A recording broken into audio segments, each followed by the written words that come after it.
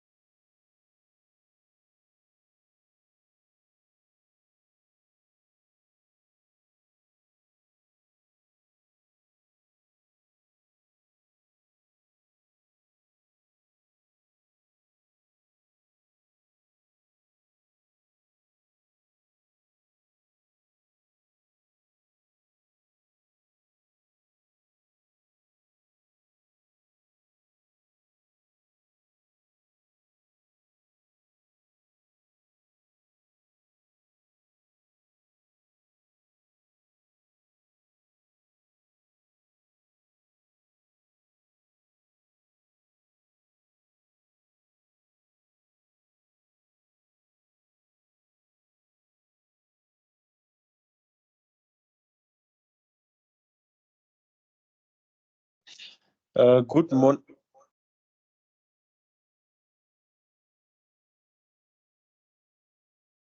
Good morning, everyone. If you can hear me, just give me a thumbs up so that I know that everyone is able to hear me. Okay, I see some hands up there. Thank you very much. Apologies for the slight delay. We were just waiting for a few people to join. I see all your thumbs up. Excited.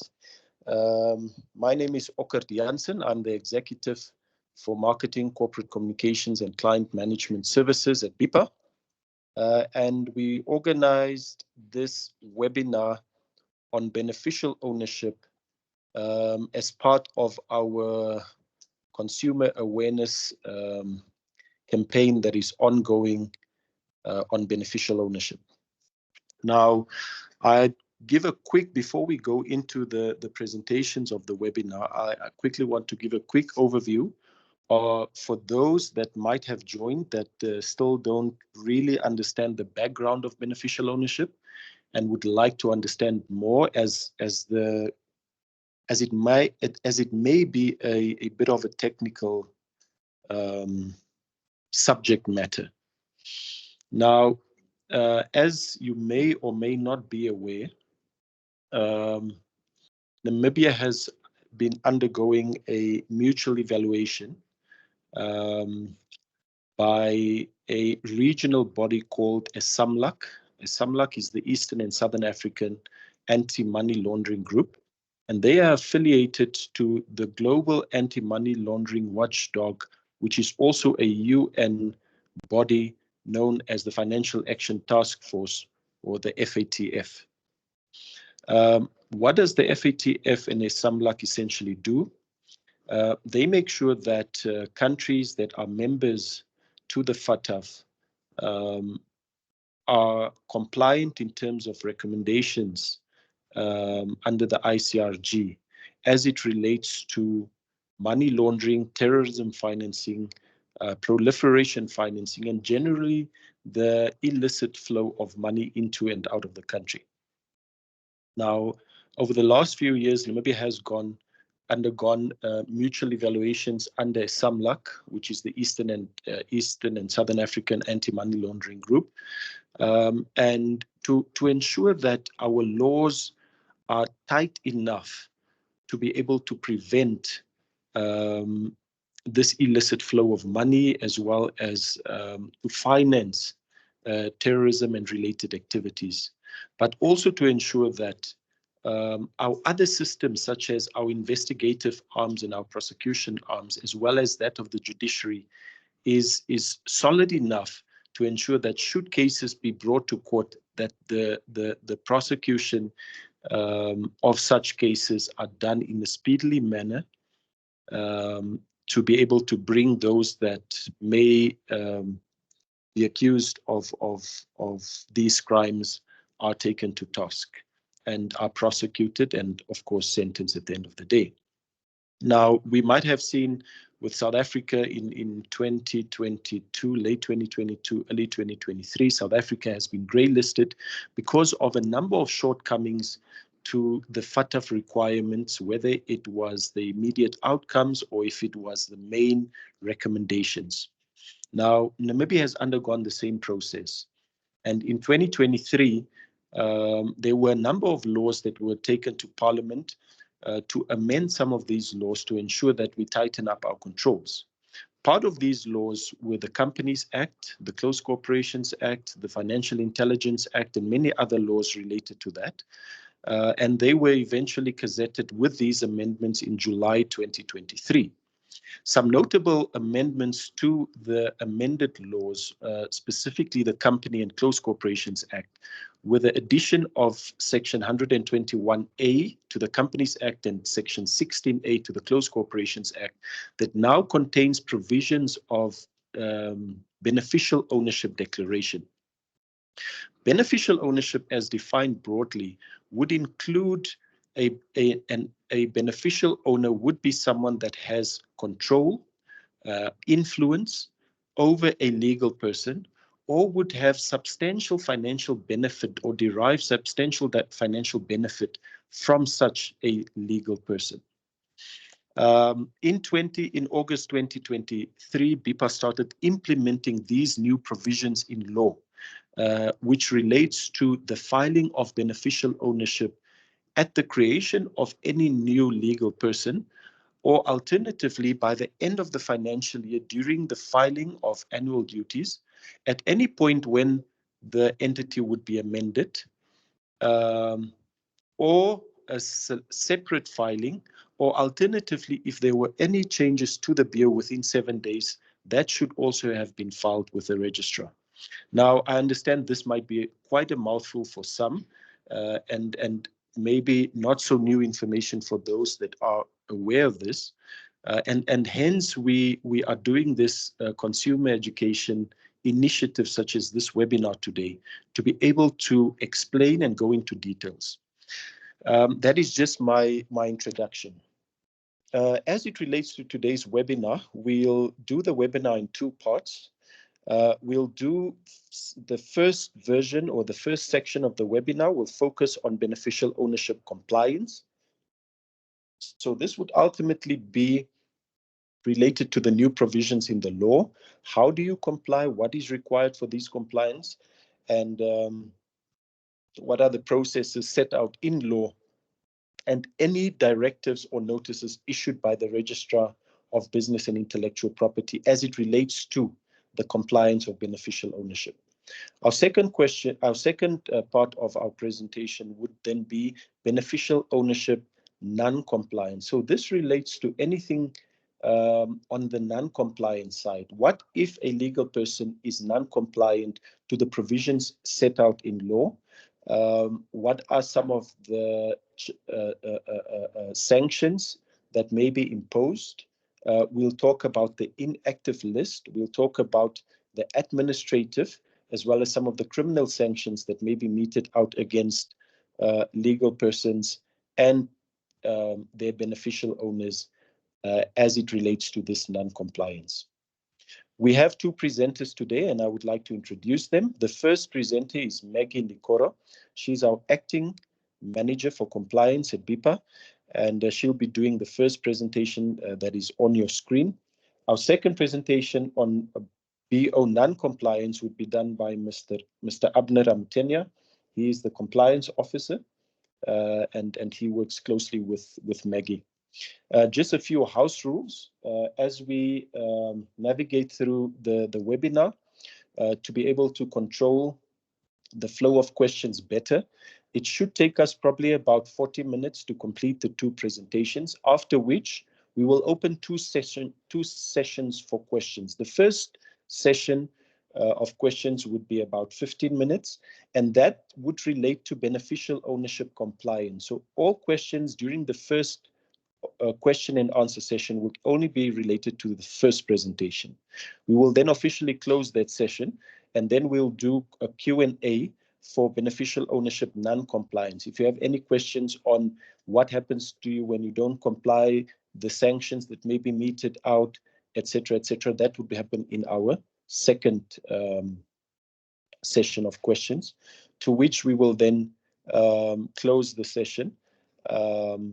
Unless there are any other questions, we'll also give information as to where you can find more information about beneficial ownership, how you can inquire, and how you can stay updated on any information that we share via the various platforms that we've created. With that said and done, again, for those that have just joined us, welcome again to this beneficial ownership webinar, where we'll talk about compliance as well as non-compliance and related matters. It will take us throughout the next hour and a half to 2 hours. We'll try to be as brief as possible so that we have respect for your time and so that you are able to get to the questions in the shortest possible time period possible.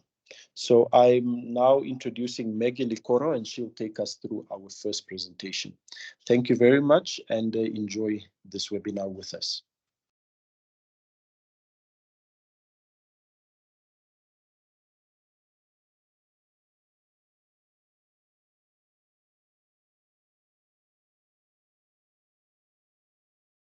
They can't access the link.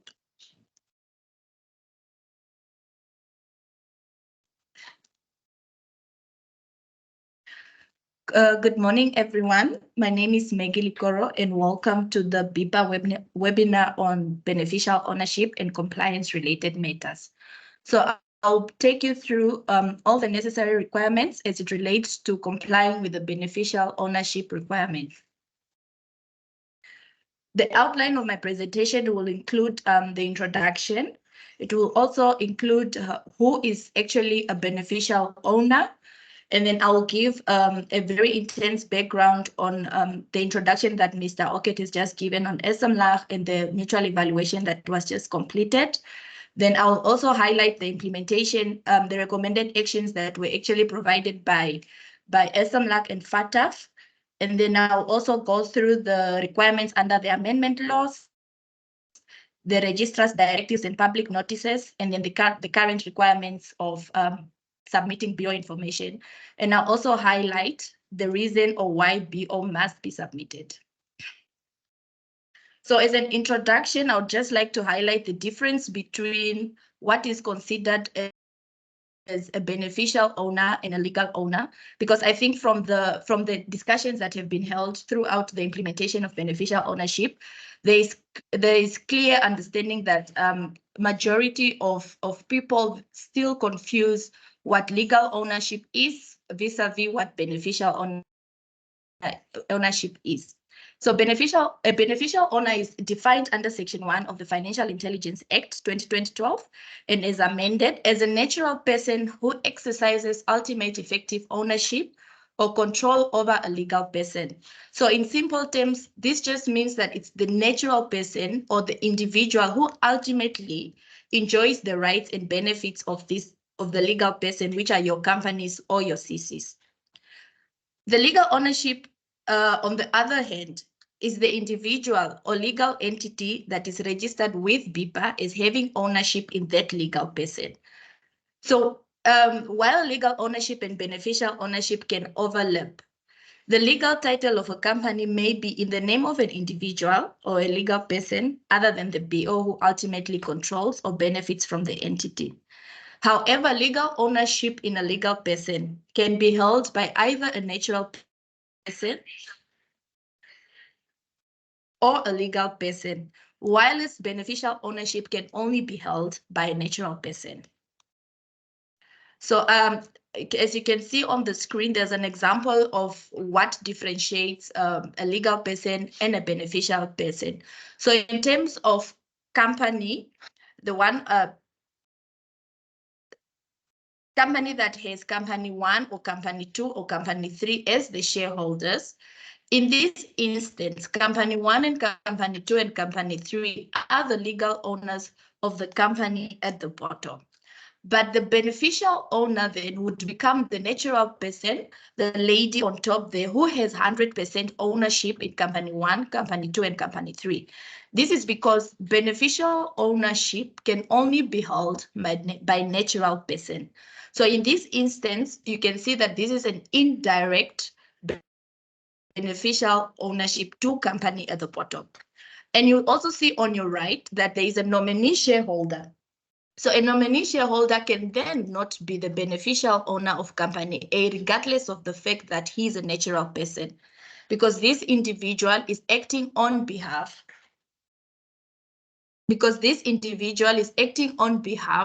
of another person.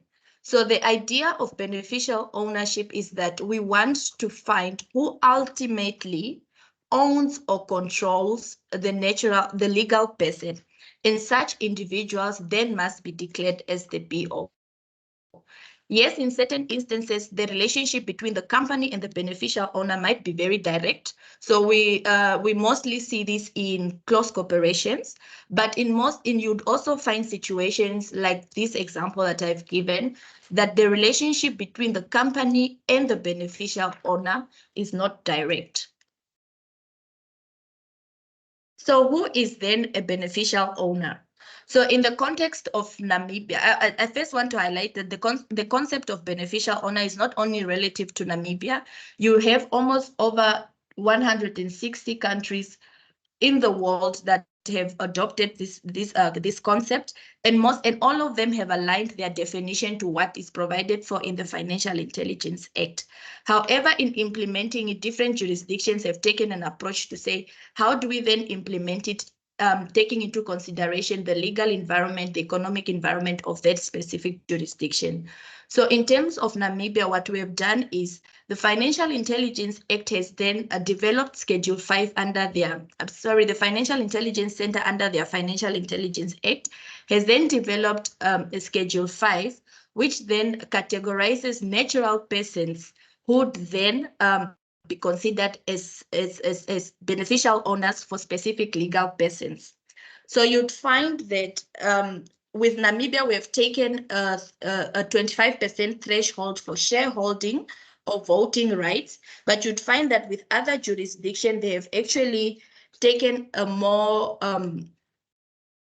strict approach where even their threshold is as low as 5%. Or some have taken an approach where you'd find in certain industries like the mining industries, it doesn't have a threshold where every individual that is involved in an entity that deals with natural resources must be declared as a beneficial owner.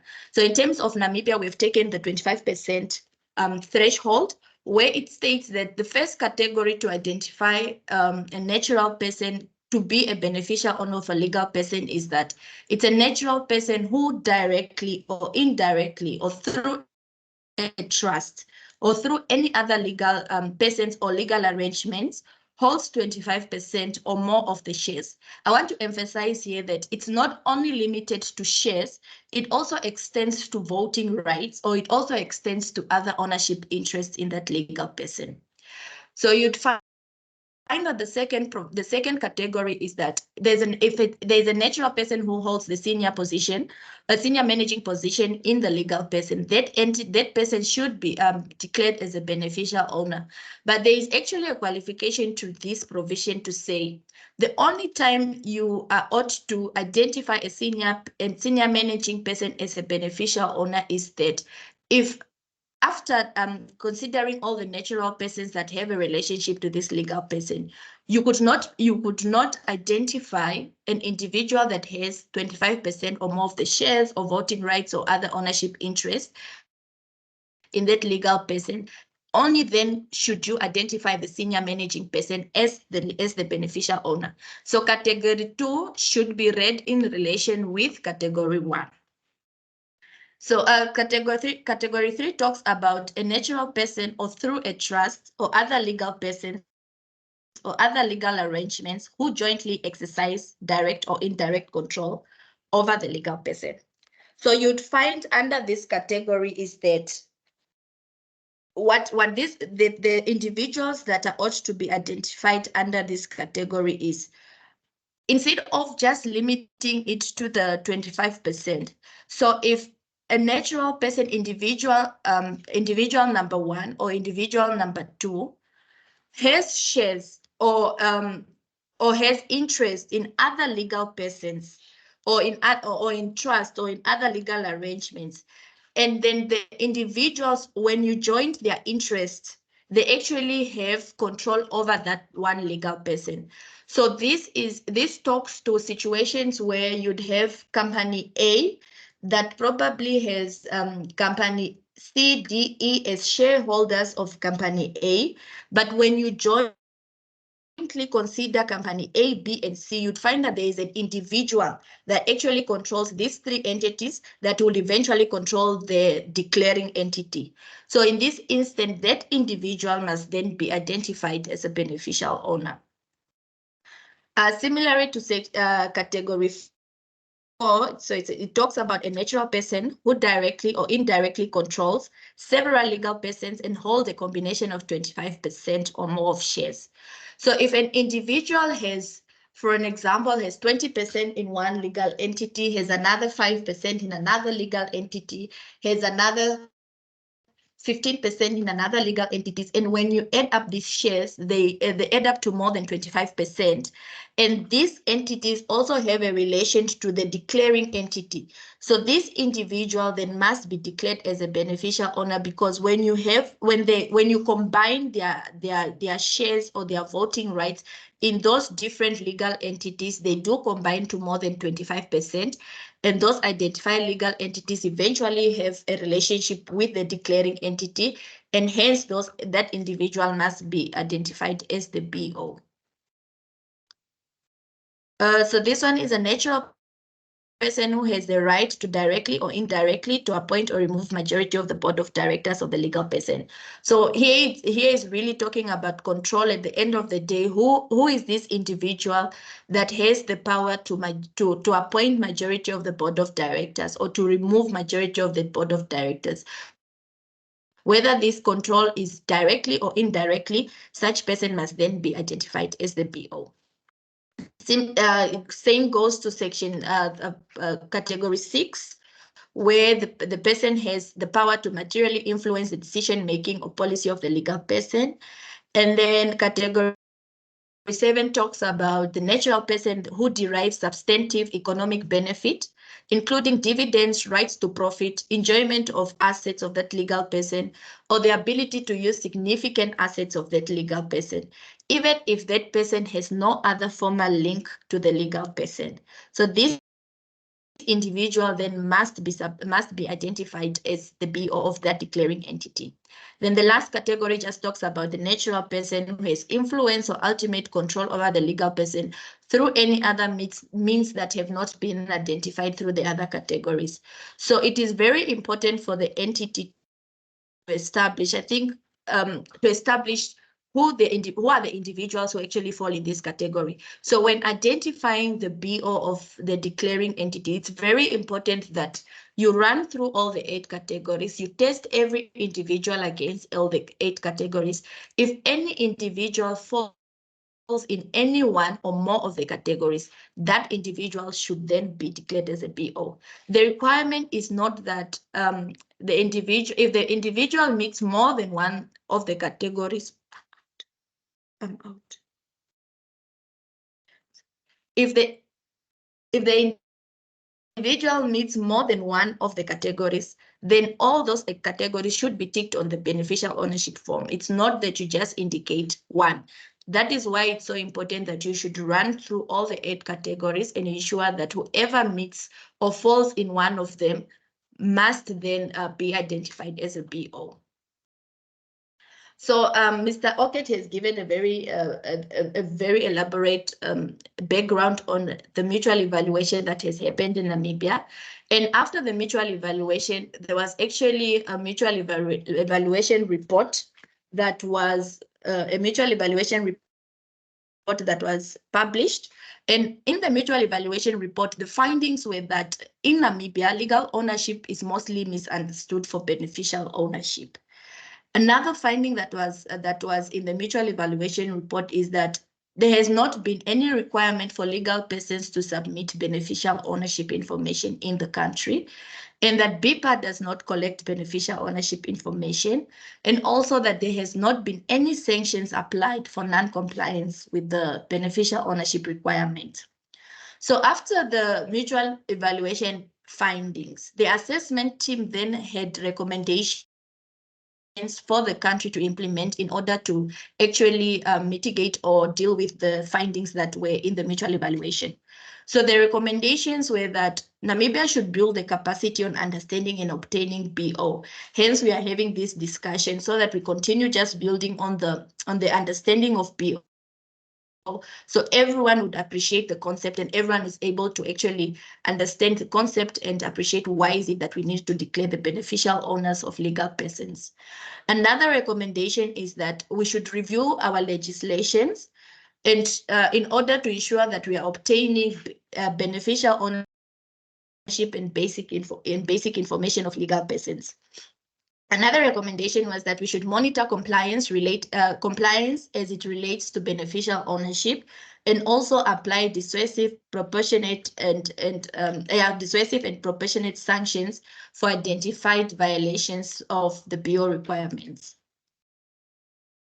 So what we have done so far as a country to implement the recommended action is that, as highlighted earlier on, we did amend the Companies, Close Corporations and the Financial Intelligence Act in line with the other, together with the other legislations. There's also been a continuous stakeholder engagements on beneficial ownership to not only build BIPA's capacity, but to also build the nation's capacity on beneficial owner. And as from BIPA, we have also enhanced our internal IT system to ensure that the beneficial ownership is captured and kept and is available to competent authorities timelessly. We have also trained the competent authorities, which are our police officers, our ACC, the Financial Intelligence Center, so that they are able to access this beneficial ownership information timelessly from the registrar. And we have also developed a beneficial ownership form. And as from 7 August 2023, we began collecting the beneficial ownership information. And I think now we are about to enforce administrative sanctions for non-compliance. So what are the requirements under the amended laws? So at the requirements as it relates to BIPA, because when we did the amended laws, the requirements were not only as it relates to companies and close corporations, but there were other requirements in the law that actually puts the registrar to task in terms of beneficial ownership information. So as a registrar, we are required that we must annually collect and keep accurate and up-to-date beneficial ownership information of all registered entities, which are your companies and your close corporation. This requirement is currently in Section 4 of the Financial Intelligence Act, and also Section 122A of our Companies Act and Section 16A of our Close Corporations Act. The other requirement is that BIPA must then avail all the BO information of companies and close corporations to competent authorities upon request. BIPA may also request BO information or any other information regarding a company to the company. So it's not only that the company must provide the information, but if need be, BIPA may also then request this information from the companies. BIPA may also impose administrative sanctions to any entity that is non-compliant to the BO requirement, and BIPA can also then put that non-complying entity on an inactive list for failing to comply with the BO requirements. So these are the requirements that have been placed on BIPA under the amended laws. So requirements the requirements as it relates to companies and close corporations. So now, all companies and close corporations must act in corporation and thereafter keep and maintain a beneficial ownership register in Namibia. So it is a requirement that as a registered entity, as a registered company or close corporation, you are required to keep a register in Namibia of all your identified beneficial owners. It is also a requirement that as a company, you must file with the registrar this accurate and up-to-date beneficial ownership information. And if there's any change on the beneficial ownership information, such change then must also be filed with the registrar within 7 days of such change. And the companies and close corporation should not only provide the BO information to the registrar. If the competent authority then requests this information from the companies and close corporations, the company and close corporation must avail this information to the competent authorities. And it is also a requirement that you must appoint a person that is residing in Namibia who will then be responsible with the safekeeping of this BO information and availing such information to competent authorities upon request. It is also a requirement that the companies and close corporations must keep and maintain records of the BO information for a period of at least 5 years after creating such a register. So in implementing the laws that have been amended, BIPA issued then registrar directives to just assist with the implementation of such law. So the first directive that was issued was Directive 1 of 2023 that was issued on 26 July 2023. So this directive aimed at informing the public on the new requirements. It also indicated the date of commencement of collection of the beneficial ownership information, which was the 7th of August. And it also indicated that the due date of submission of the beneficial ownership information was the 7th of September 2024. And it also introduced the BO form. It required that you should submit the BO form with your proof of residence for each beneficial ownership. And it also gave instances at which beneficial ownership must be submitted. So subsequent to the first directive, BIPA then issued another directive on the 7th of January 2024. And what this directive intended to do was to enforce non-compliance with the entities that were ought to submit the beneficial ownership information at the end of their relevant financial year. And this directive then resulted in entities being put on the inactive list and also entities being issued with financial sanctions. However, we then issued another directive, which was then issued. It was then issued, sorry, the date is wrong. It was issued on the 14th of January 2024. So this directive clarified the Directive 1 and Directive 2. It also retracted the inactive list and sanctions thereto, and it also extended the submission due date for entities that had their financial years end in August, September, October, and November, and December 2023. So the directive of 13 January 2024, the second directive, really was a clarification, because in the first directive, we did indicate that the due date of submission was 7 September 2024. However, the intention of the registrar was not to extend the due date to that date.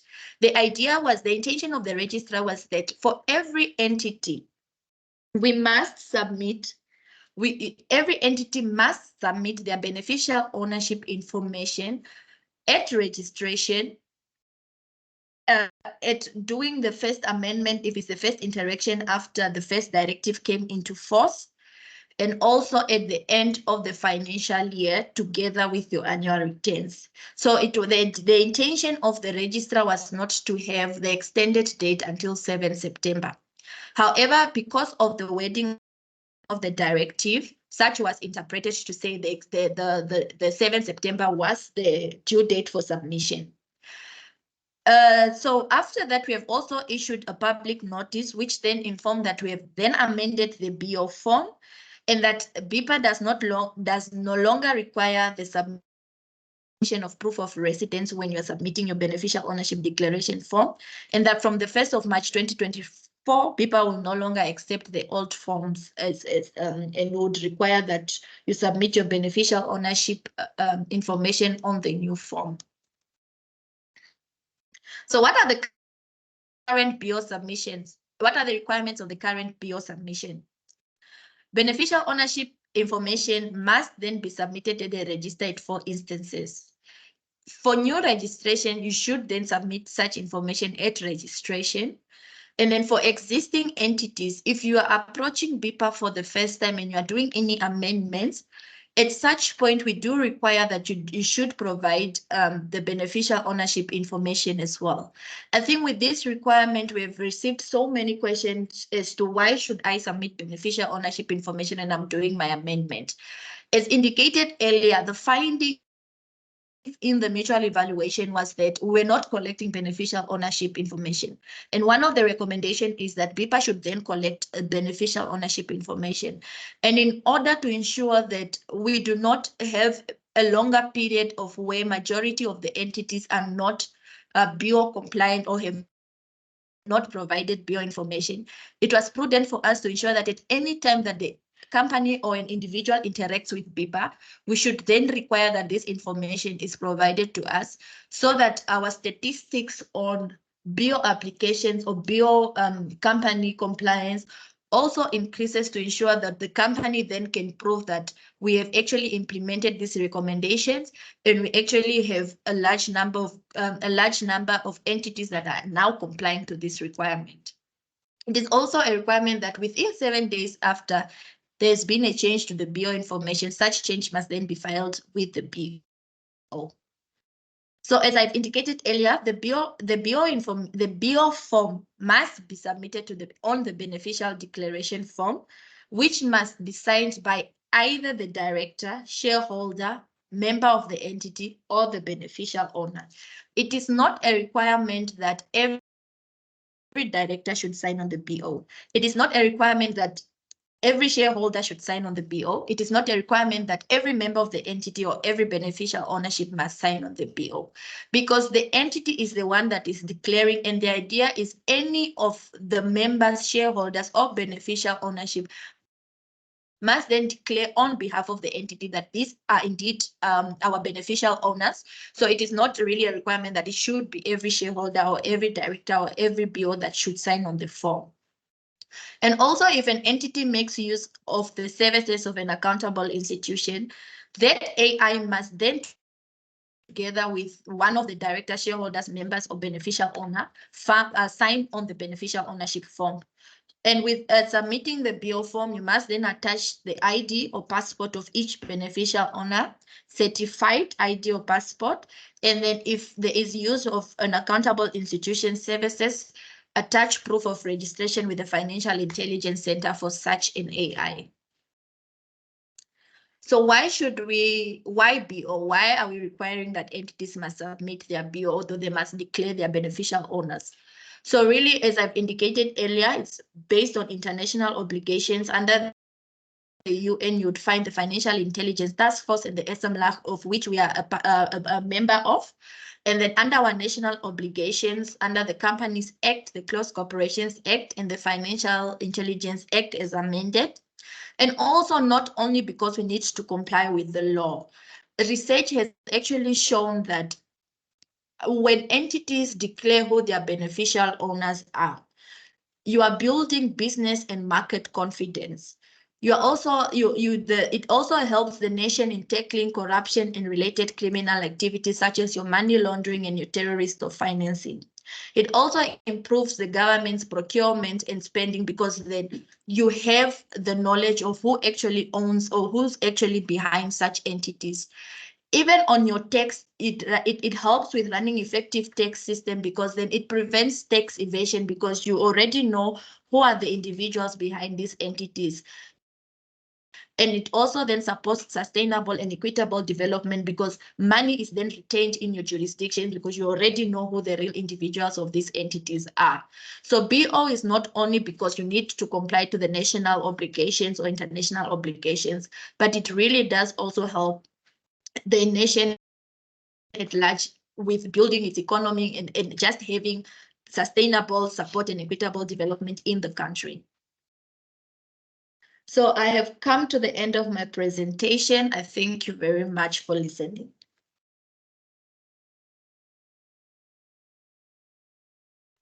Thank you very much, Maggie. And thank you for the few that have joined us. It was a very short. We tried to keep it under 30 minutes. I think maybe just a quick highlight for those that might have joined us late. It wasn't that many, probably about 10. Maggie really delved into understanding beneficial ownership, as well as what the requirements are under law. I think she have highlighted how to identify, and I think she spent quite a number of time on the 8 set criteria in the FIA under Schedule 5, but that is also reflected on the BO declaration form in terms of how to identify a beneficial owner. There are various ways, and I think what she stressed on here is that each of the beneficial ownership declaration forms should then tick the relevant boxes that relates to that specific beneficial owner, and not necessarily only one. I think what also then came out from this is really the international requirements, as well as the requirements in our local law, and of course what beneficial ownership means for us. It's really not a compliance criteria that we use to frustrate legal persons and of course their owners, but that we're doing this to really improve our systems as it relates to financial crimes and other related matters. Having said that, I would now like to invite Mr. Abner Amutenya. He's the compliance officer. I'll just ask him to then load his presentation.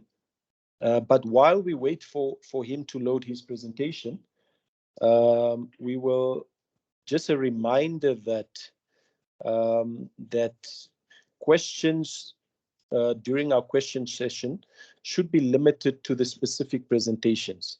So if it is, once we go into our first Q&A session, it would be related to presentation 1, which relates to compliance. And then we'll go into our Q&A session 2, which is then for the non-compliance. Please bear with us while we quickly wait for Mr. Abner to join us.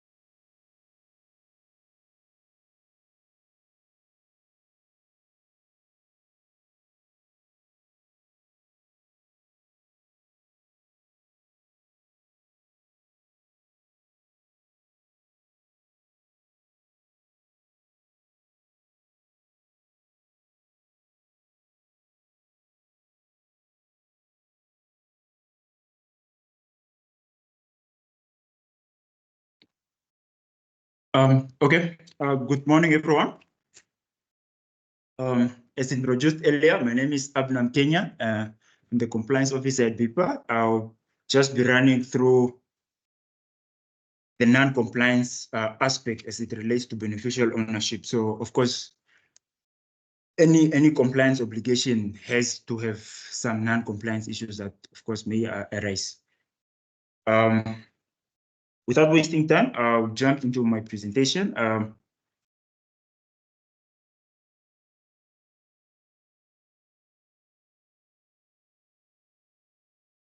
So first of all, it's just the outline of what today's content is going to be all about. First of all, I'll do a brief introduction and just run through the aspects of BO non-compliance. I also speak on the enforcement and sanction regime, as well as highlight some key aspects as it relates to the inactive list, and then that will bring me to the end of the presentation. Moving on, I think Mr. Oked and Maggie has really alluded to the importance of beneficial ownership transparency. Yes, it really plays a vital role in combating money laundering. So I think what is important to highlight here is that it's not just a tick box exercise per se, that no, I've submitted this and then so forth, but it's actually to make sure that it's an effective mechanism that's in place at the country level, as well as complying with international obligations. So I think some of the key aspects that really comes as a benefit of beneficial ownership transparency per se, it's running an effective tax system. So of course here it deals with issues of tax evasion per se, but it will also include matters of being able to control the matters of profit shifting as well as transfer pricing. So an example that I can give here is somebody establishing corporates in tax havens, for example, just to make sure that they hide behind these corporates and so forth. So if we can have a clear transparency system where beneficial ownership information is known for these individuals that hide behind legal persons, I think it would really assist in combating all this, as well as it will also boost business confidence and market as well. So this includes attracting investors as well as boosting their confidence in terms of them investing in any opportunities that may arise in Namibia. So moving on, I think as alluded to earlier, and in terms of the amended laws, I think it comes with various provisions that pertain to beneficial ownership disclosures. And what I would like to run through here is really just the instances that we regard an entity to be BON compliant as far as it relates to our legislation instruments. So the first instance is really we are looking at an entity that fails to comply or to keep and maintain an accurate and up-to-date beneficial ownership register. So in terms of the law that is amended, the Companies Act as well as the Close Corporations Act, we have got then an obligation for an entity to keep at registration, of course, and thereafter an accurate and up-to-date beneficial ownership information. So such instances would definitely be picked up at on-site inspections when that is carried out by the registrar staffs. The second aspect would really pertain to, and this is actually the current calling. So filing beneficial ownership information with the registrar. So this is as it pertains to the current issued directives as well as the law. And this is really collected by means of submitting the beneficial ownership forms. The third aspect rather speaks to failing to file beneficial ownership information. So it ties to the second one per se, but this is for existing entities that have already filed beneficial ownership. But however, we know over time, ownership structures changes and so forth. So any changes that then happen should also be updated with the registrar within 7 days of such changes. And you'd notice that the 7 days period might probably be a very short period, but this is really to keep up with the up-to-date requirements. So in any event or in any instance, a law enforcement agency or a competent authority should be able to access information on as it stands, the current status of beneficial ownership of legal persons in the country. So that's why the period is that short. Moving on, the next aspect would really be failing to keep and maintaining beneficial ownership information. So this ties to the first aspect of keeping a beneficial ownership register. So on this information that is entered on this register should be kept then for at least 5 years. So, and this is merely to ensure that it doesn't impede any investigations that may come up, but it's also to align with the national archiving requirements. So to make sure that at least data is archived for a period of 5 years or more to ensure that transparency and execution of any investigations. And the fifth aspect is providing false and misleading information. So, and I'll speak to the sanctions later on, but this is one that is most likely to amount to both criminal and administrative sanctions. So I would like to speak on the enforcement and sanction regime. So this is as alluded to earlier by the first presenters. So the amended laws, the corporate law that have been amended now, actually places an obligation, or it gives power to the registrar of companies to impose administrative sanctions for any breaches or violations to the BO disclosure requirements. So the question maybe that we should then be asking through this one is to say, when does an entity, or when is an entity found to be non-compliant?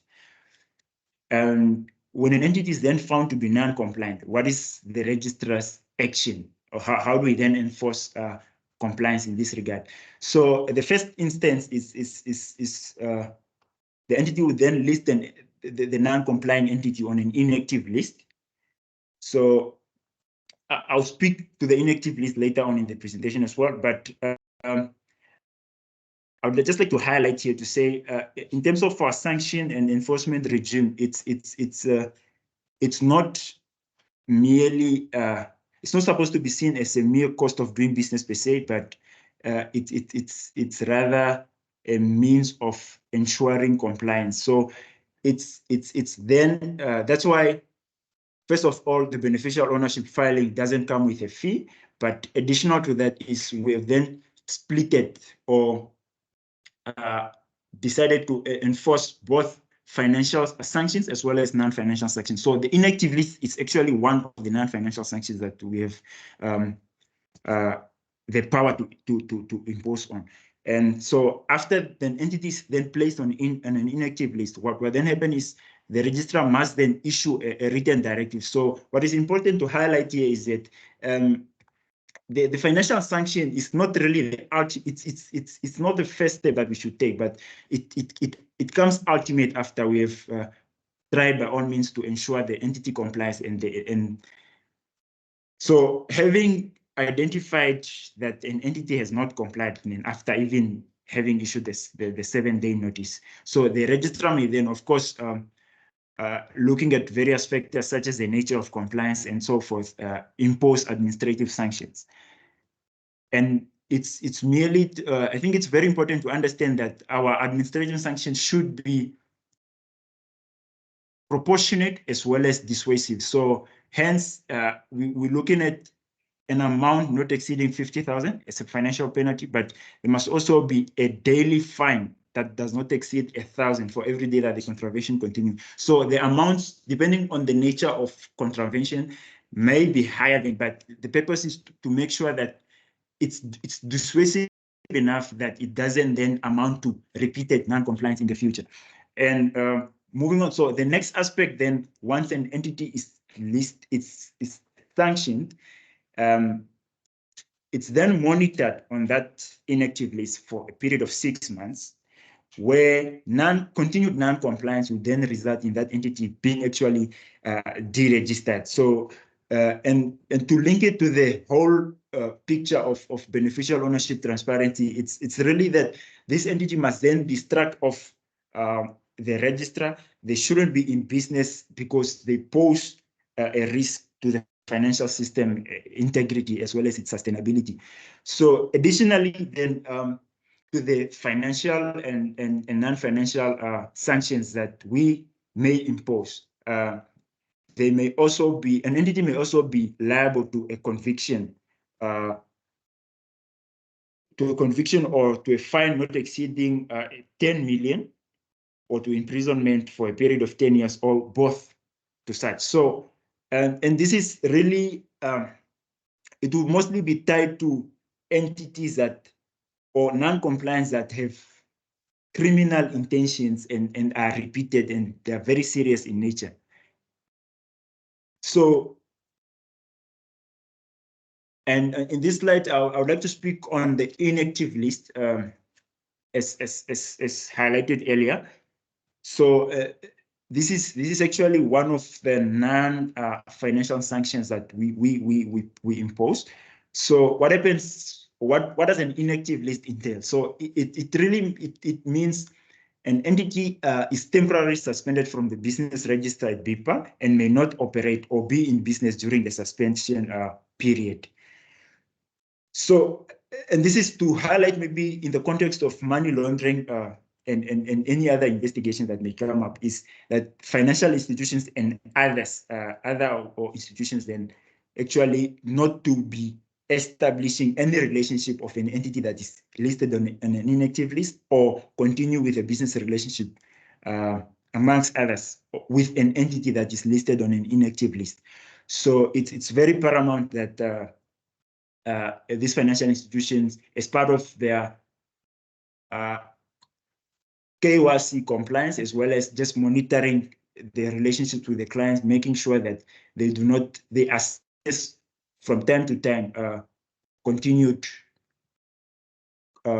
compliance with AML requirements.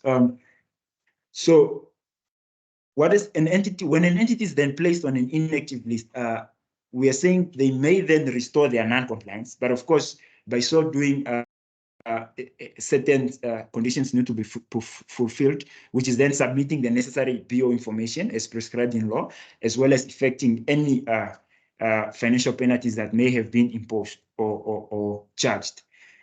And then, so a rectification of this non-compliance would then be either before or after. So when it happens before the 7-day notice lapse, what will happen is the entity will then will be regarded as compliant after submitting the beneficial ownership information, and they will not be liable to any sanctions, any financial sanctions per se, and ultimately then be removed from an inactive list.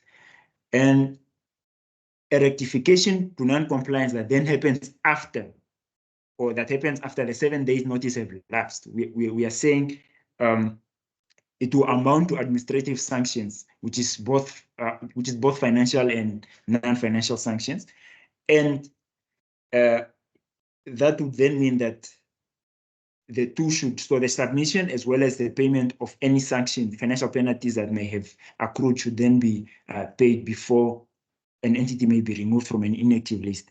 However, any continued non-compliance would then result in ultimate deregistration after the 6 months, of course, of that entity being listed on that inactive list. So as explained earlier again, such entities should not be in business as they pose a risk to the financial system.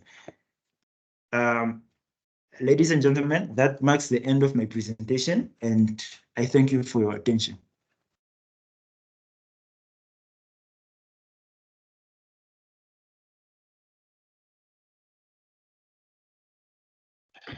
Thank you, Abner, for your very short but powerful presentation. I hope that those in the audience have taken note to both presentations. I think what is necessary to highlight in this presentation is that the registrar would only consider the powers given in law to mete out these sanctions when an entity is non-compliant. Now, what was important is two things. I think the inactive list, as provided for in terms of subsection 11 of both sections 121A and 16A, that speaks to the 7 days, sorry, not the inactive list, but the 7-day notice. But as soon as an entity is non-compliant, which means that if it has not filed its annual duties by the date outlined in law, it automatically becomes non-compliant. Now, earlier, Maggie also spoke about the Directive 3. I think there might have been a typo there, but the last directive that was issued was actually Registrar's Directive 3 of 2024, and this was issued on the 1st of February.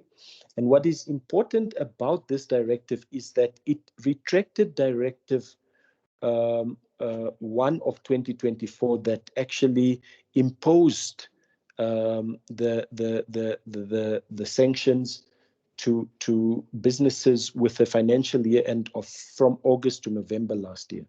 But what this directive also did was that it gave now a grace period until the 29th of February 2024. That's in 8 days from today, to all entities with a financial year end from August to December 2023, as well as those including January 2024, to say that all these entities must now become compliant by the 29th of February, failure to which the registrar may then impose these sanctions and so forth. Now, this webinar is not only the only consumer education item that we've been doing. I think some of you might have received emails and text from BIPA, which basically then told you or reminded you about Directive 3 of 2024, and that as from the 1st of March, there will be sanctions for all non-compliant entities.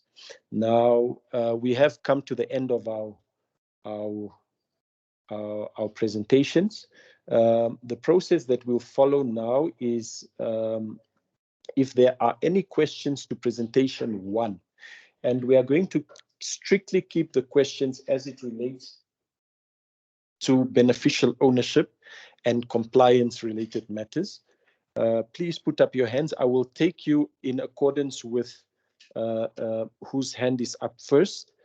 And then we'll do the same. We'll clear all hands once we are done with the first session, and then we'll go on to the next session. Try to keep your question as short as possible. And if you are a later speaker or a later participant, and you have noted that the question which you asked was already asked, please try to avoid asking the same question just for the interest of time. And I'll also ask our presenters to be as short but detailed as possible with their responses. So we'll open a session of about 10 to 15 minutes for presentation 1 on BO compliance. We will not touch on any non-compliance issues in this. We will tackle it in the second one, and then we'll move on.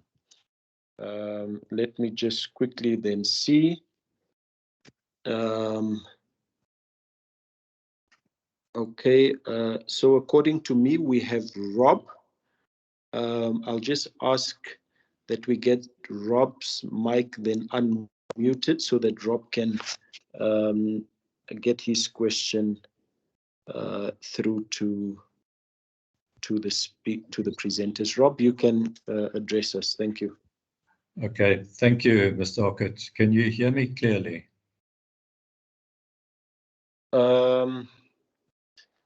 Rob, can you speak up?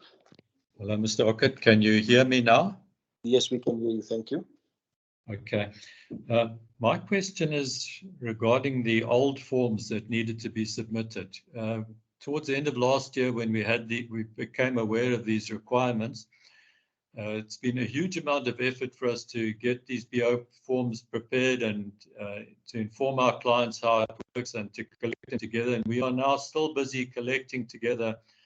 For most of our clients, our February year ends, and that means they need to now go in March. But now you've changed the requirement for the forms, that the old forms will only be accepted up until the 1st of March, and then we have to have the new forms. This actually makes it impossible for us to comply to get the new forms in. Could you please extend that period for the old forms so that we can still submit our annual returns with the old forms and be compliant, and then extend it to a later period, probably at least a few months down the road before we have to submit on the new forms? Okay. No, thank you, Rob. We will attend to your question. I'll take a few. I see there are about 16 questions. If you've seen that your question have already been asked, just lower your hand. Am I mute? Okay, no, I'm not mute. Just lower your hand if your question has already been asked. We'll definitely address that. So I will go to Ramona Kueno. Ramona, the floor is yours. Ramona?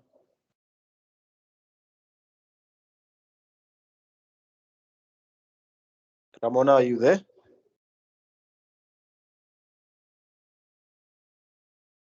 Ramona? Okay, if there's perhaps... Yes, Ramona? Yes, good day. Can you hear me? Yes, now we can hear you. Please. I'm sorry about that. Yes, I have a question I would like to ask. I've got a company who I can identify who the shareholder is, and I can identify who is in control. So these two will be mentioned on the first page of the BO declaration. The name of those persons can be listed there, the director and the shareholder.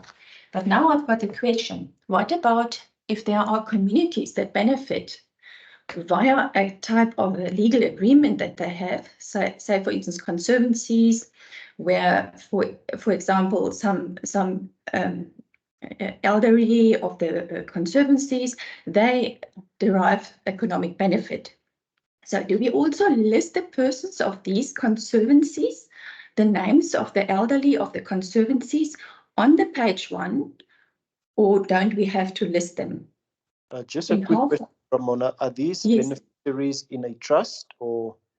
No, they are not in a trust. It's a legal agreement that is in place, yes. Where a concession is held. The company has a concession, or they manage a concession where conservancy. We get it. Okay. Now is that okay? We'll definitely address that question. Yeah, that is a very interesting one that I was wondering about, because we cannot identify the persons behind that, and that, how far do you identify these people? Most of them are in a area where they don't have access to emails, and that makes it kind of impossible to identify. Yeah. Then my second question, sorry, it's the same question, but I just wanted to know, the persons that are listed on the first page, do we also have to get their signatures or their page 2s where they actually have to sign? Or is it only the director or the beneficial owner of that company? Say, for instance, I'm the 100% member, but I've got or say, for instance, I'm a 25% member and I list all the members on the CC, but on the second page, who signs there? Do I get the information, or do I declare the information, and does every member sign who has, say, for instance, 25% or more? Or is it only one person that signs there? Thank you, Ramona. I think Maggie did address that, but we'll just again speak to that. Thank you very much. Thank you. The next person is then Isabel Mack. Isabel, let's try to keep the questions to one question for now, just in the interest of time. Isabel, the floor is yours. Thank you, Mr. Jansen. Can you hear me? We can hear you loud and clear. Thank you. I would just like to find out the BO1 forms or any changes to the the CC1 has to be submitted to BIPA in 7 days. Now, we have clients scattered literally all over the world. It's impossible to get the apostilled documents within 7 days from all of them. How do we do that? Thank you, Isabel. We will address that one as well. And then the last one before Maggie comes in, I'll take Almarie March. No, yes, correct. Isabel, you can just lower your hand. I will then take Almarie. Almarie, please, the floor is yours. Mr. Jansen. I'm from PPS Insurance Namibia. Almarie, we cannot hear you very clearly. Can you hear me now? Slightly, but it's fine. We'll try to.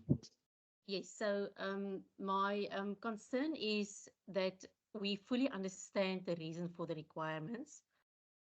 However, I do believe that some of the requirements are extremely cumbersome, and that we as an industry need to try and work on ways to make this compliance requirements that we all need to comply with more possible for people to actually comply with. Isabel raised a very good point that a lot of us sit with members and beneficial owners all over the world.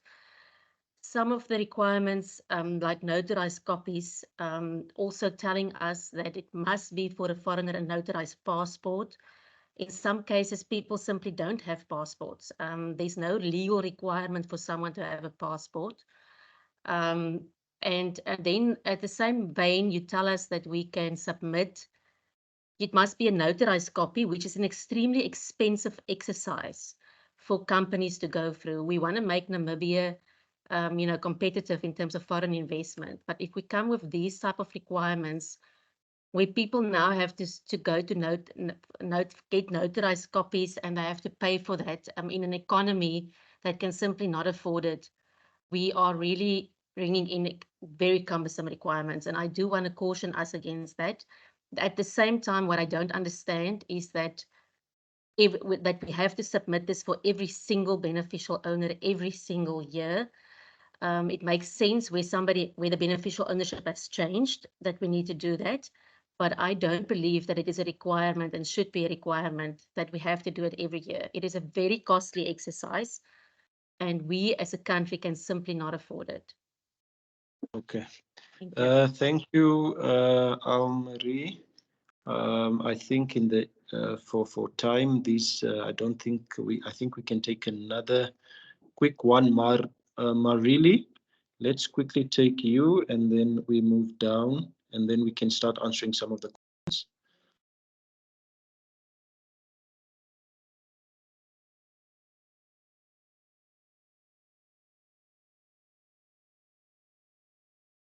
Can we just get Marili's mic unmuted?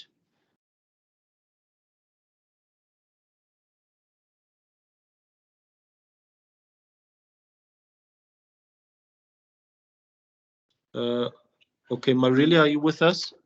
Yes, good morning, Oakert. How are you? Morning, I'm well, thank you.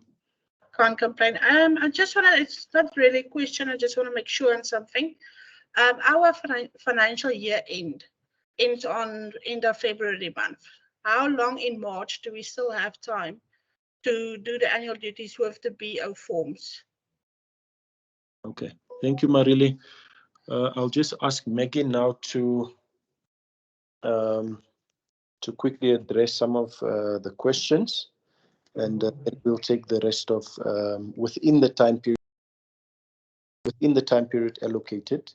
I think Maggie will take question number 1, 3, and 4 by Rob, Ramona, Isabel, and Marili, and then I'll address Almarie's question. Thank you everyone for your questions. So I will start with Rob's question. So the old forms, unfortunately, when we issued that notice, we really didn't think of the fact that you did some entities might have done the pre-work before.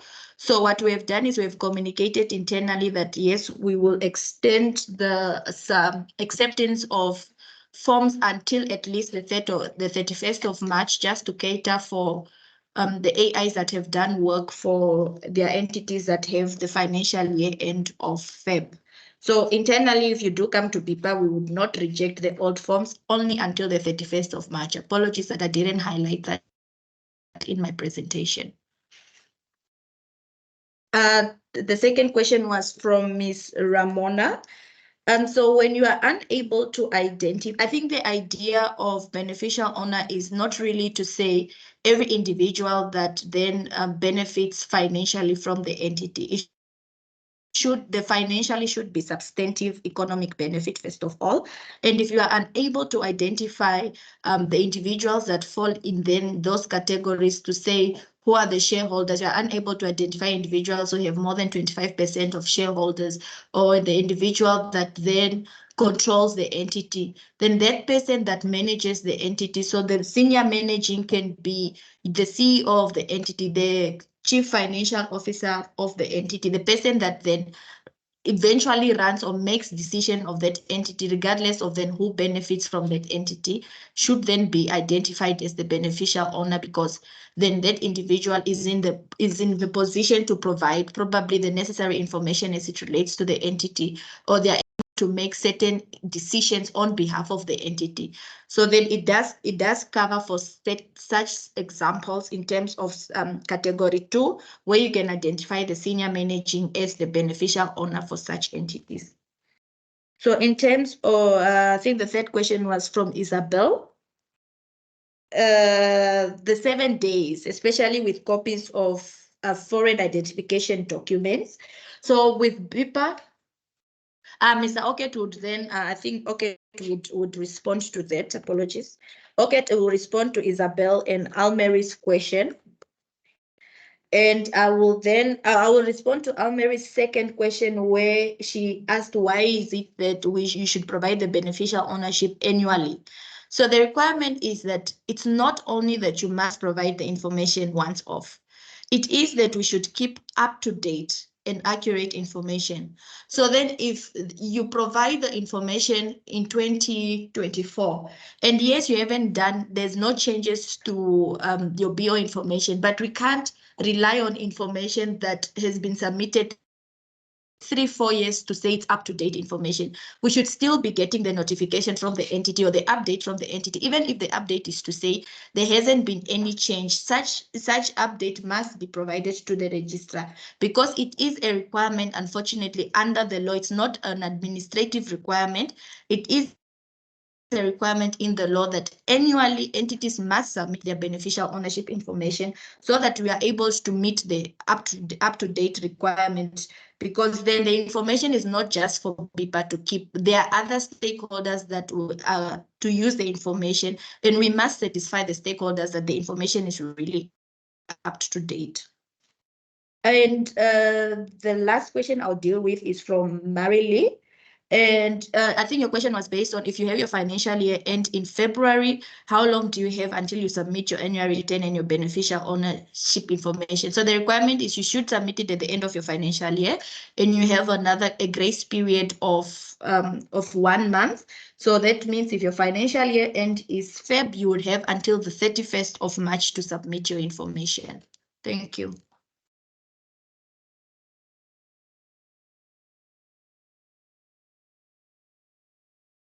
Okay, so I'll just quickly take then, I think Isabel's questions was with regards to the 7 days. So the 7 days, if one has regard to section 3 of the amended or subsection 3 of the amended sections, the 7 days is that if an entity knows that they've incurred or that there has been a change on the BO, such should be done within 7 days. But I also believe that in the instance where the entity wants to comply but has difficulty in such compliance, the entity can then also write to the registrar to ensure that, for instance, if it's for scanned copies, we have made accommodations in the future, in the past, where, for instance, we would then, for instance, take a originally a color scan copy so that we can verify it, and then on condition that the original is then delivered to BIPA, just to make sure that this entity then complies. We really try not to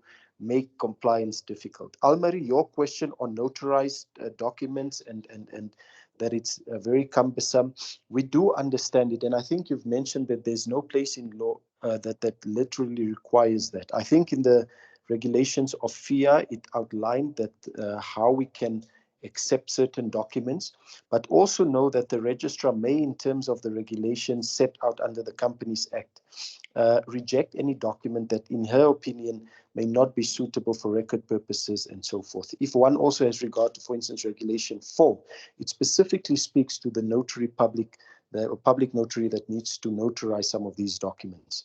Unfortunately, documents that are issued in a different jurisdiction, in order for us to accept that these are true and valid copies of a document, of a original document, the jurisdiction which issues these documents should then notarize these documents. Say, for instance, if it's apostille, it can be apostille, it can be notarized. But say, for instance, there's a foreign national that is in the country and they have their document in the country, they can then get their document commissioned by the Namibian police.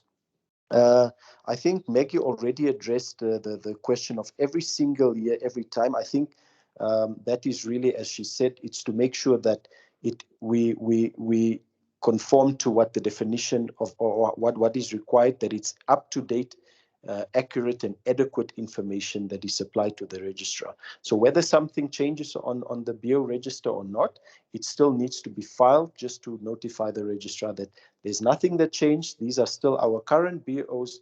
There's no additional BOs, and so that this entity can remain compliant.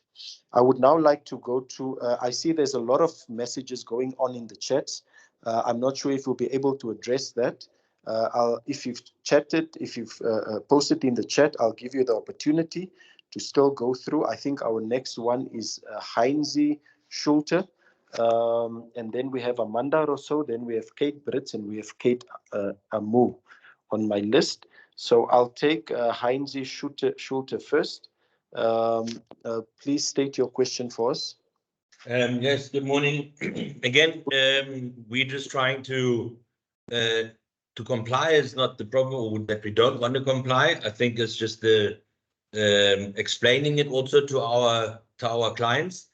I just would like to know the reason for not submitting the BO form every year. That's 100%. I agree with that.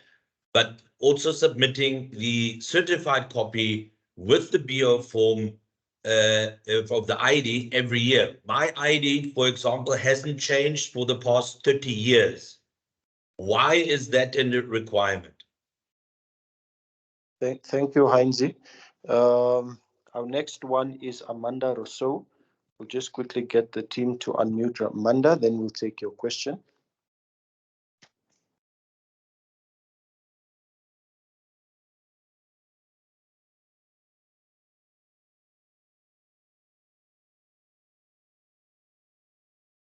Amanda, are you with us?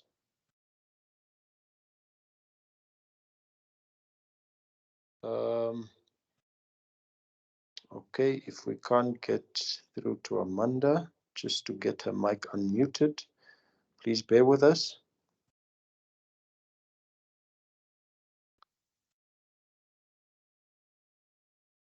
Amanda, can you just unmute yourself?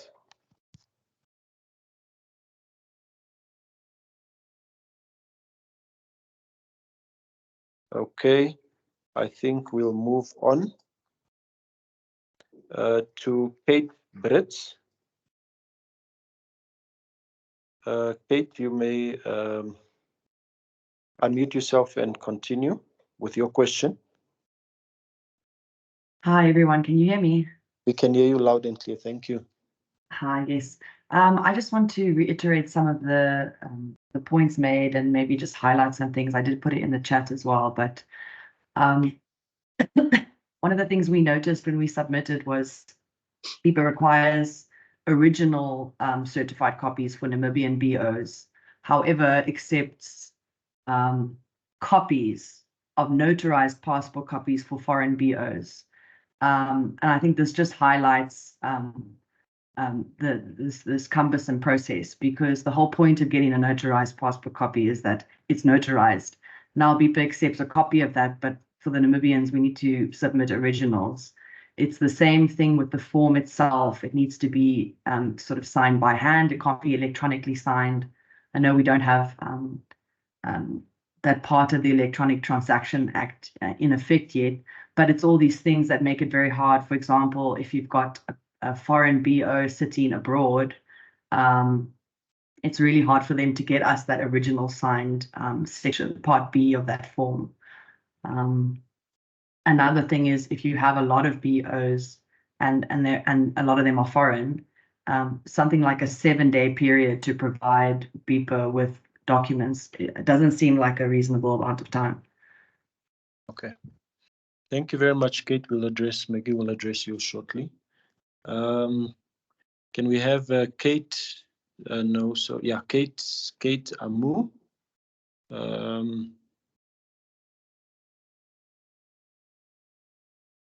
Kate, I think you can just unmute yourself. Yeah. Can you hear me now? We can hear you, thank you. Okay.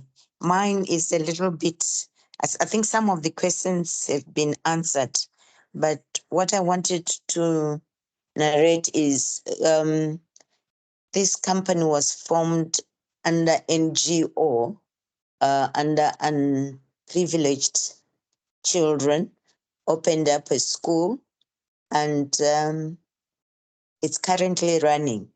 But the lady that I was working with decided to pull out and use the work permit that was given under this institute to get other jobs. Now, she was getting all the details such that I couldn't get any notification of any kind. I didn't even know about this meeting. Were it not for somebody who sent it, making it a little bit difficult for me, because when we decided that she should sign a form on the BIPA forms to say that she's no longer interested, she's declined to do that. I've been to the lawyers who have sent her letters within 7 days. Could you kindly sign to say you no longer? But she declined because she was benefiting from the work permit, which was issued under our institution. In such circumstances, how do I go about it so that at least I can hand in whatever? I'm doing the taxi things and all that, but she's still under the beneficial, what do you call it again? Okay, Kate, so I can quickly just summarize what you are saying is that you have a subscriber or directed to a non-profit organization, to a Section 21, and this person should then essentially resign, but they refuse to resign, and as such you cannot, you didn't have access to the information to ensure that you are compliant to the beneficial ownership requirements. Is that correct? Sure, that's correct. Okay, thank you, Kate. Okay, I'll take Hilke Arends.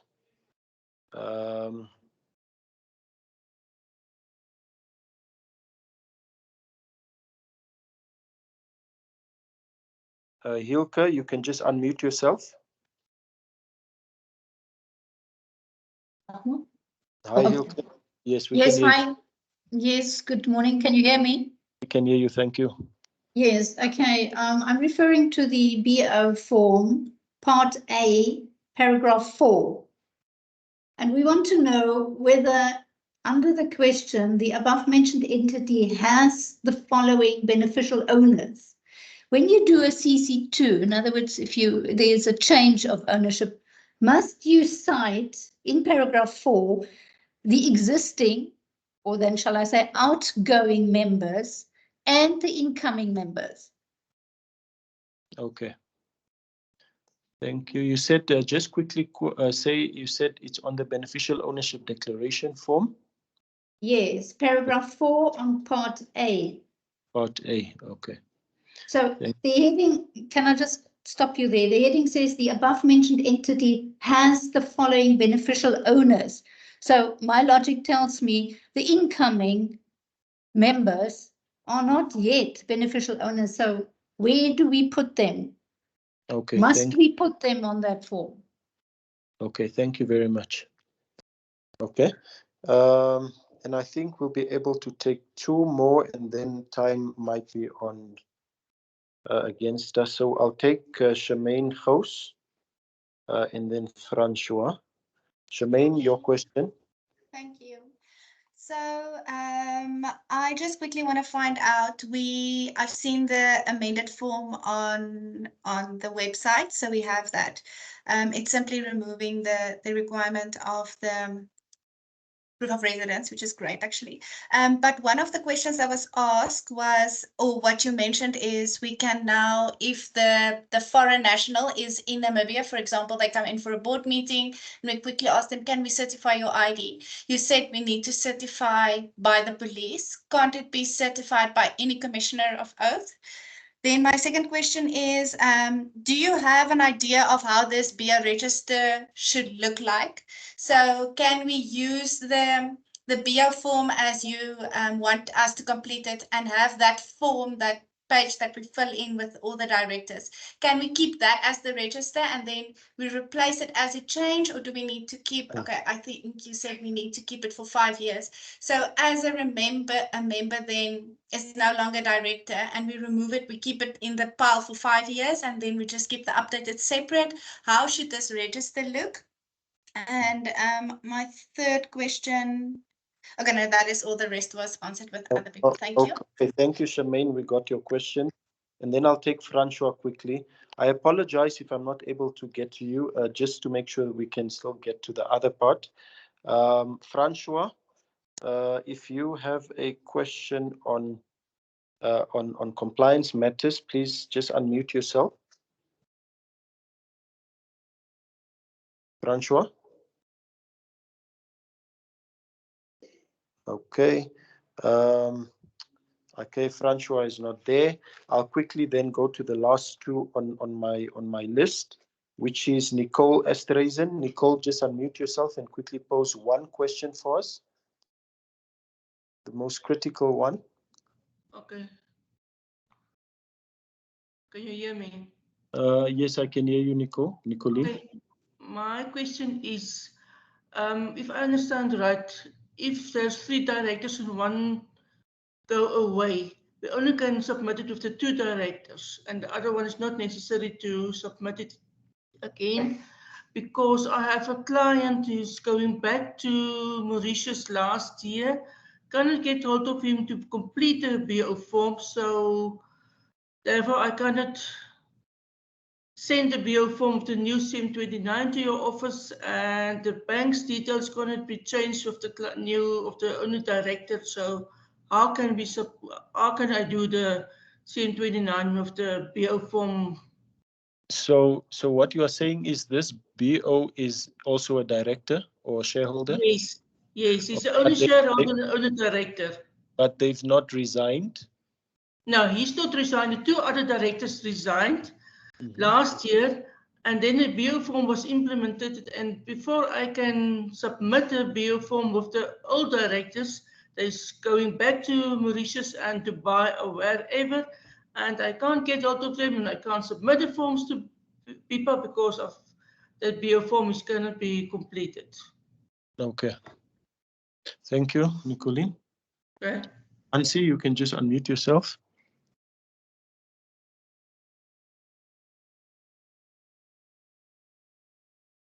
Ansi, are you there? Ansi, are you there? Ansi or Ansi? Ansi Rousseau. Okay. Then we have Charles Dreyer. I think let's take you then. Carl Dreyer. Yes, hi, can you hear me? Yes, thank you. Thanks. My question is about trusts, where a trust, a Namibian trust, holds shareholding in a company, and sometimes even 2 or more layers deep in that structure. How do we interpret your regulations relative to trusts and the 25% rule? For example, do we look at trustees? Do we look at beneficial owners? Beneficiaries? How do we deal with the trust issue? Mr. Dreyer, if okay, no, it's fine. I think we got it. Thanks. So thank you very much to everyone. I think I've really tried to do justice to everyone who had their hand up. The first question I think was with Heinzie, is the ID change, as well as what is this, Kate? Kate, with a notarized copy, signed and non-signed. Kate, just to let you know that we have made certain accommodations to our clients, because we've had the challenge of clients wanting to comply within the period provided for in law, but they perhaps have a client that sits in Singapore. So what we've said, that if you need to send your BO signed BO document, that your client can fax it through to us. We'll provisionally accept it so that you can meet the compliance deadline, on condition that you then supply your original documents to us at a stage so agreed to between normally it's within 30 days. I think Heinzie also spoke about the similar to what Almarie spoke to about the comebackness of certified ID documents. So if it is certified once, your ID have not changed in the last 30 years, that is correct. But we've also noted with concern that people use other people's IDs for purposes other than that may have that with malice to either commit fraud in the establishment of new legal persons, etc., etc.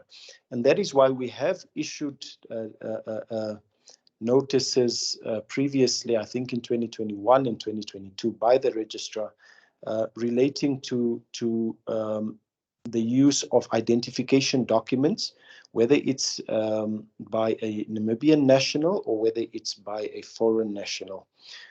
These notices should be on our website.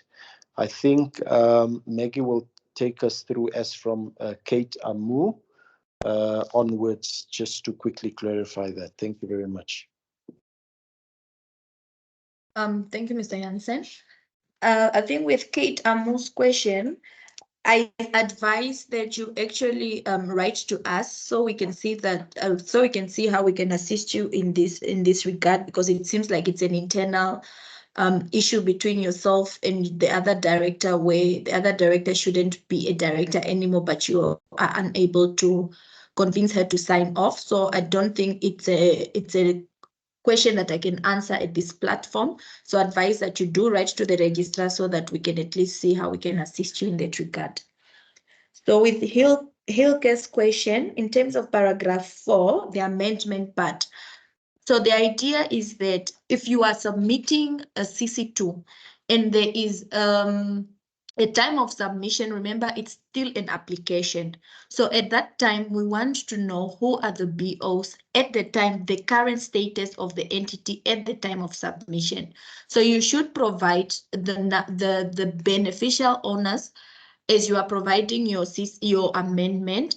And if it is that the changes that you are making to your CC2 then also affects the beneficial owners, we do advise the clients that then at that moment, instead of waiting for the 7 days, you can also still just submit another BO form with the new beneficial owners pending the approval of your CC2. So you should provide the status of the entity at time of application. And if your amendment or your application to amend does affect the BO, then we do advise that you also submit the BO to indicate the new status. I think the next question came from Charmaine. Charmaine also spoke about the amended form. And I think you also spoke to, if I'm not mistaken, to Hilke's question, and I think I've answered that.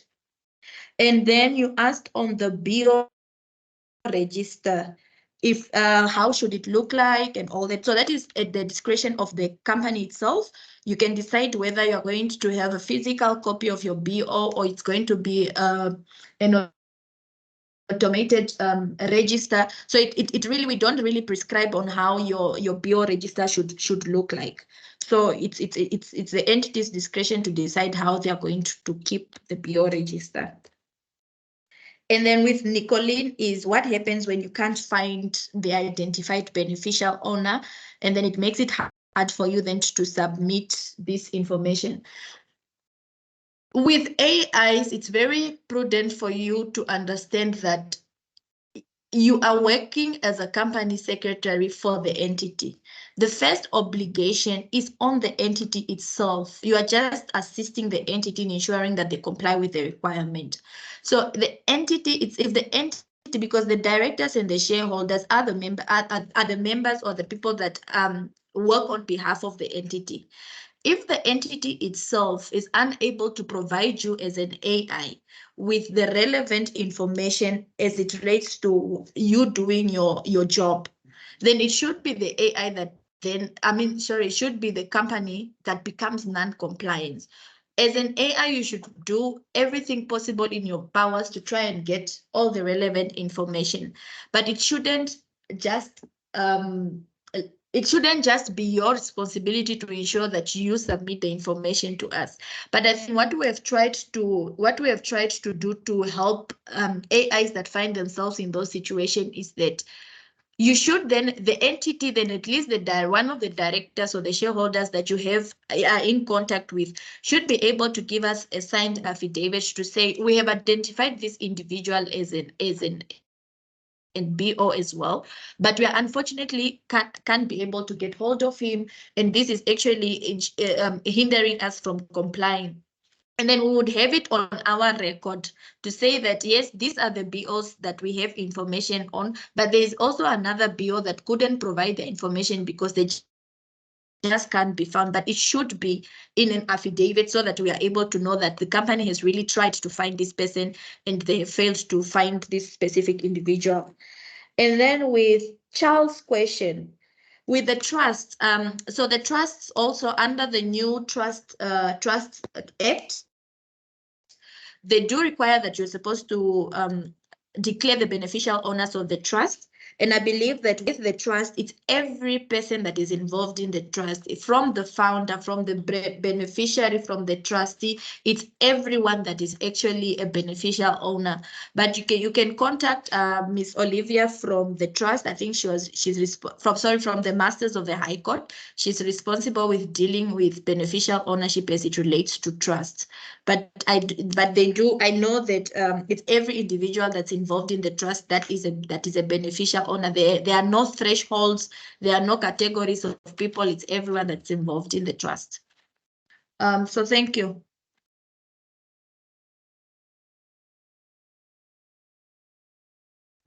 Thank you, Maggie. I see there is a hand up. I'm going to quickly clear the hands because we are moving on to our next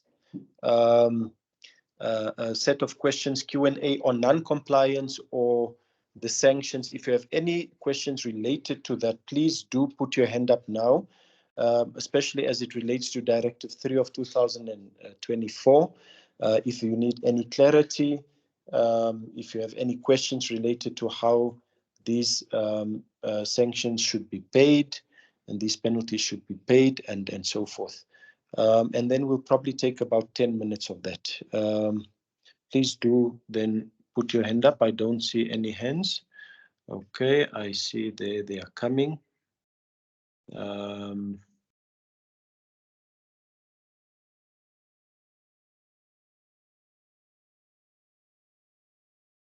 We'll just give a minute or so.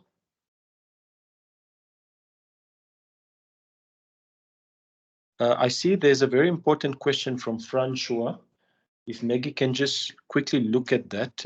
Francois could not be unmuted, but he has a question. If a property is registered in the entity and they are not compliant with the BO form, how could that CC or entity be deregistered while owning a property? What would then happen to the property? It's across the board. It's like, for instance, there's a property that is in a CC and they are non-compliant to that. How can that CC be deregistered and what will happen to the property? I think Maggie will quickly address that. A bit later. Let's just quickly take Ramona. Okay, I see your hand is up. Let's just take you, Ramona. You can go ahead with your question. Yes, okay, I just have a question. Non-compliant entities are listed on the inactive list. Will this list be made publicly available on the BIPA website, or do you only share it by email? How do you go along there? Thank you, Ramona. Thank you. Any other questions on the issue of non-compliance, perhaps? Any questions on Directive 3 of 2024? Annalie, I see your hand is up. Annalie, please unmute yourself. Okay. Hello, Okkert and all the team members.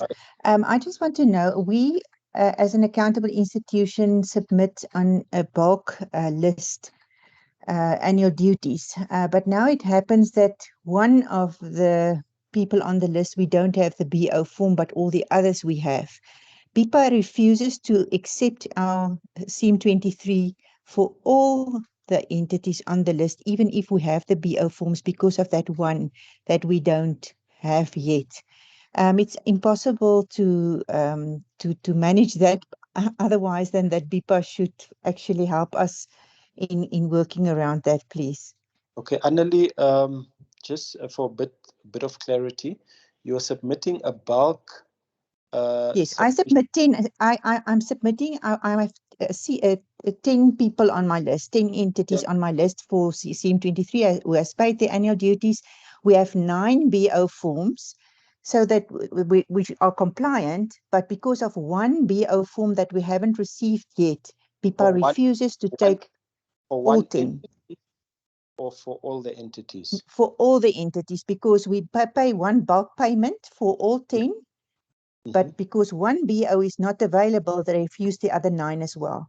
Okay, And I think there must be a work around that. Yeah, quickly further clarity, Annalie, just so I can understand you correctly. There are 10 entities which you are submitting CM23s for. Yes. Is that correct? Okay. Yes. So 9 out of the 10 entities have full BOs, but the one That's entity right. does not have a full BO and as such is being rejected. Is that All correct? 10 are rejected. All 10 are rejected. All 10 are, okay. No, I think I understand you. Thank you, Annalie. Okay. We'll address that. It shouldn't be. Then I have MTH. MTH, please go ahead. Just unmute yourself. And we are currently under non-compliance. Please keep your question to that. MTH, thank you. Thank you very much. I only have a request. As we all know, we can see now the cumbersome process that we are going through. I only want to request, is it not possible to come up with another option of instead of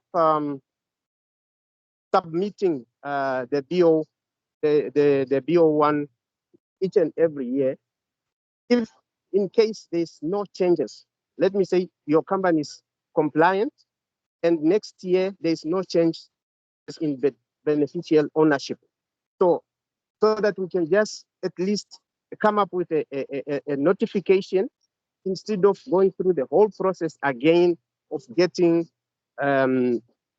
of filling in all the BO forms and all those stuff.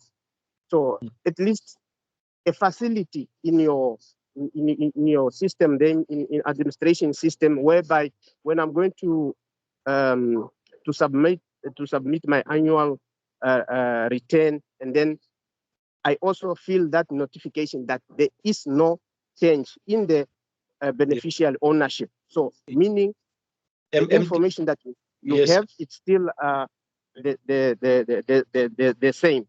Okay, I think I got you very clear. Thank you for that. We'll definitely address it. Thank you for your question. Can we have, I see Hilke, we'll take yours as well.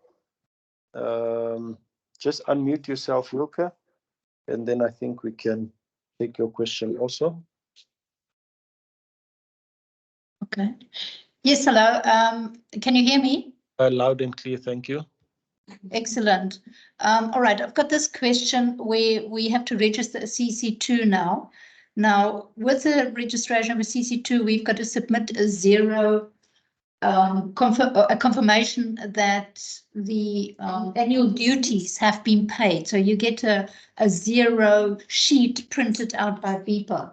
However, the accounting officer paid the annual duties in bulk, and it takes time for BIPA now to sort out that bulk payment and to submit a zero annual duty statement in respect of that one CC. So, and we are under pressure to register the CC2. Is it possible for BIPA to act quicker on the allocation of the payments that have been paid in bulk so that we can get that zero statement out? Are you with me? I'm with you. It doesn't really relate to this section, but I think we'll address it. Abner will address it. Thank you very much, Hilke. We don't have a lot of questions, but we'll then quickly take it. I think that was about it. So I'll just hand it over to Abner.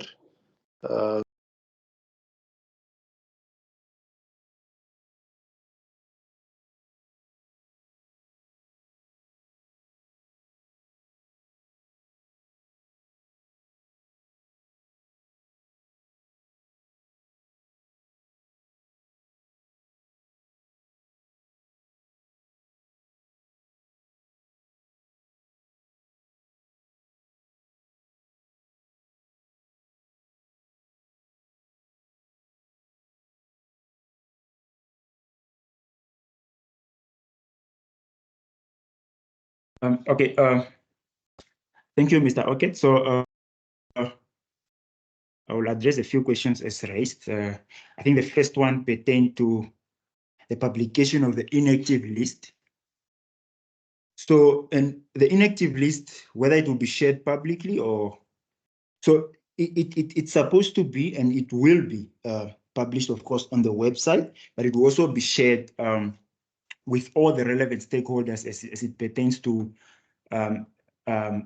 combating money laundering, as well as ensuring an efficient financial system. So, such as the Financial Intelligence Center, as well as all the other competent authorities and financial institutions, of course, also shared with the public procurement unit, as well as all the related stakeholders that would play a role in enforcing this compliance matter.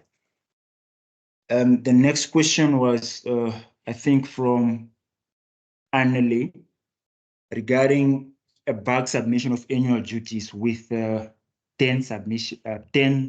entities who are compliant, or I mean, rather 9 entities that are compliant and 1 that is odd. So I think in this case, the ideal approach should be that the 9 applications should then be accepted and not reject all the 10 and only reject that 1. So, but I think ideally we should also not be able to submit an incomplete or an incomplete submission, meaning including the odd in the submission of the compliant entity. So, but ideally it shouldn't be a rejection, but rather an acceptance of the 9 that are compliant. And the next was not merely a question, but I think a request from MTH. So regarding submission, I think Maggie alluded to something in this aspect, but submission of BO information annually or when there's no change. I think this is something, maybe your suggestion is actually well taken, and it's something that is already in discussion. And of course, we'll see if we can find a mechanism that actually simplifies and also ensures that it doesn't impede any compliance attempts. The last question from healthcare, and maybe you can correct me if I've captured it wrongly, but I believe it speaks to a CC2 that is submitted, and the annual duty of that specific entity are submitted as part of a bulk. And I think it speaks to then the timing differences between when a zero statement is processed and with the allocation of that specific payment to that entity. So I think this is again something that can be it's a specific matter, and it doesn't really relate to beneficial ownership and so forth, but you can probably send a request to this specific one, and I think it can be addressed. Yeah. And yeah, I think there was no any other questions pertaining to this. Thank you. Thank you, Abner. I see there are still a lot of questions, which unfortunately, due to time, we are not able to address, but we'll see how we would be able to address it. So for everyone that have registered, we'll send the presentations via email to all of you that have registered for the webinar. I just want to use this opportunity to also remind you, sorry, that we have our annual duty penalty waiver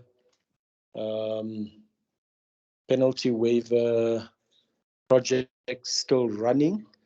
This is also, we've actually seen that we have more BO filings through the waiver project than we have those that actually need to comply by the end of their financial year. So if this waiver project ends on the 31st of March. So please do speak to your clients, or if you do own businesses yourself, make sure that you participate in the waiver project before it ends.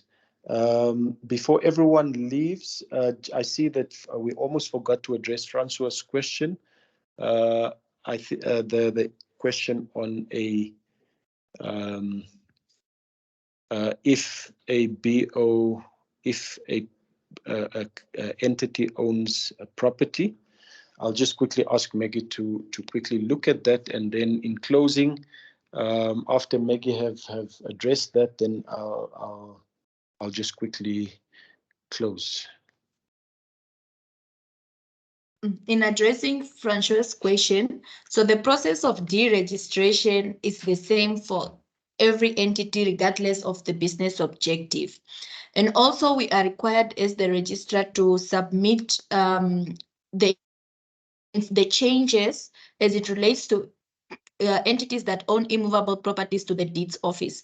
So what then happens is the registration process is the same, and then we inform the deeds office of such changes if we have deregistered or if there's any amendment that has happened to an entity that owns property.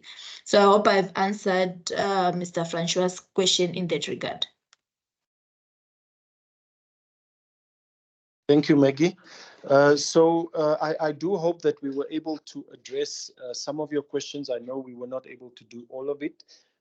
We are going to organize follow-up, similar follow-up webinars, and we will make sure that the concerns that were not addressed in this webinar could then be addressed in some of our follow-up webinars, and then we'll make specific accommodation then for that.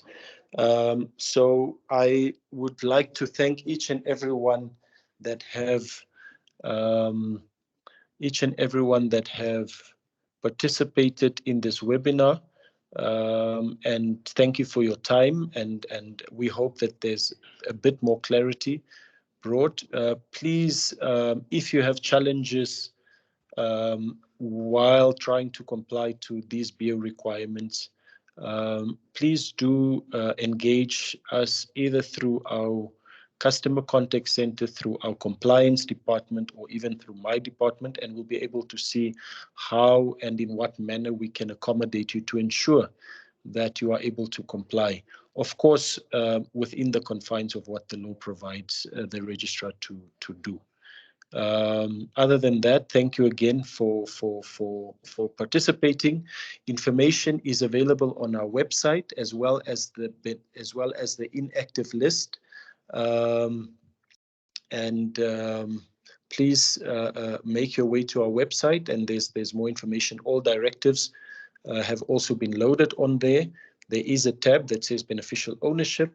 And then as soon as the inactive list becomes available, it will also be shared there as and when entities become non-compliant, and then of course updated as and when entities become compliant. This list is then also shared with the Financial Intelligence Center as is required in terms of Section 4 of the FIA. Thank you very much, and have a pleasant and blessed day ahead. Take care.